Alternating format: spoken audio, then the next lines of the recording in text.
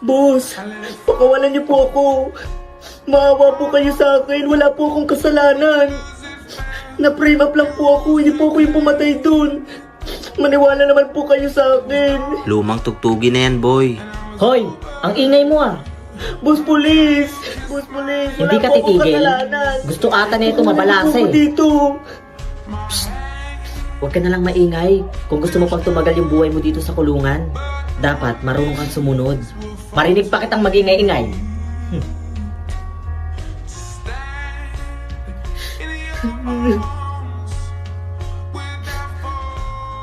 Ikaw ang pinakabago dito. Hindi mo pa alam lahat ng batas ko. Kung ayaw mo masaktan, dapat susundin mo lahat ng ipag-uutos ko. Sagot! Opo. Kailangan mo magbigay ng 5,000 para dyan sa kama mo. O bakit? Anong meron? Wala po akong pera eh. Ah, wala kang pera. O sige. Ituturo ko sa'yo kung saan natutulog yung mga walang pera. Sumunod ka dito. Huwag mo na lang pansinin kasi bagong taon ngayon eh. Kaya mainit siguro yung ulo niya. Halika na. Boss Police, maawa na ho kayo. Ayoko pa mamatay. Sorry, boy, pero ngayon na ang araw ng death penalty mo. Hindi ko pa po kasi nakikita yung tatay ko eh. Maawa na ho kayo. Buti nga sa'yo. Nakikita yung tatay ko. Wala kang sapat na ebidensya para ipagtanggol ang sarili mo kaya natalo ka sa kaso. Kaya tara na. Bilisan mo na. Kawawang bata. Hindi niya pa nga nasisilayan yung tatay niya eh. Ano bang pangalan ng tatay niya? Miguel Santiago Jr. daw ho. Ha?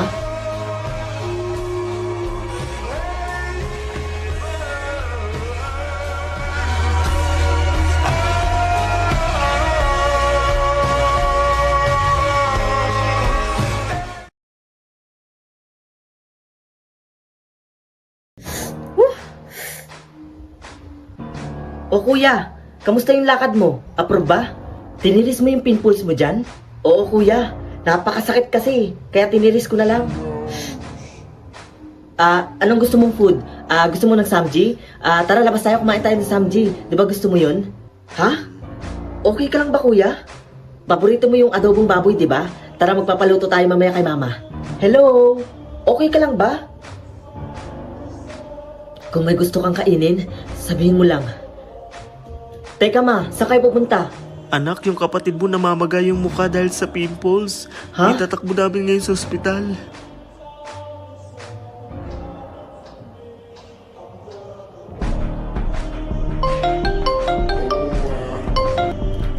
Hello ma? Anak, yung kapatid mo wala na. Ano? Wala na ang kapatid mo.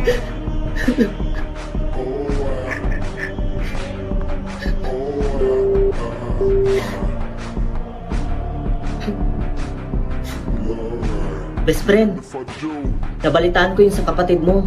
Condolence. Kailan pa yung pimples mo? Kahapon lang, bakit? Lagi mong tatandaan ang triangle of death. Triangle of death? Ano yun? Yun ang dahilan kung bakit namatay yung kapatid ko.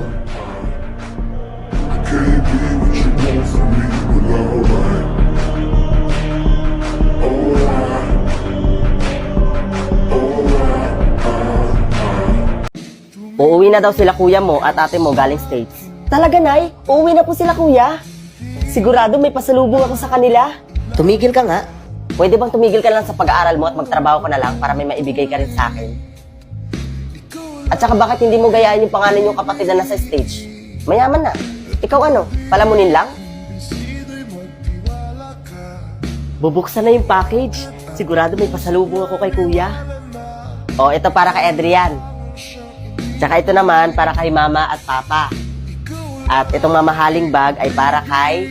Para sa akin to, Kuya. Kay Kid, hindi sa'yo yan. Tsaka, ba't ba nandito ka, Marvin? Ano bang naantay mo dito? Wala naman sa'yo dito eh. Yun. O, magbabayad na kami. Meron ba ditong card payment? Sir, ito na po yung bills nila. No, it's okay. Sa akin mo na lang i-charge yan. Ha? Ikaw magbabayad? Eh, barya lang yung sweldo mo dito eh. Nagpapatawa ka ba? Sige kuya, alis na muna ako ha. May meeting pa kasi kami. Masaya ako nakauwi na kayo.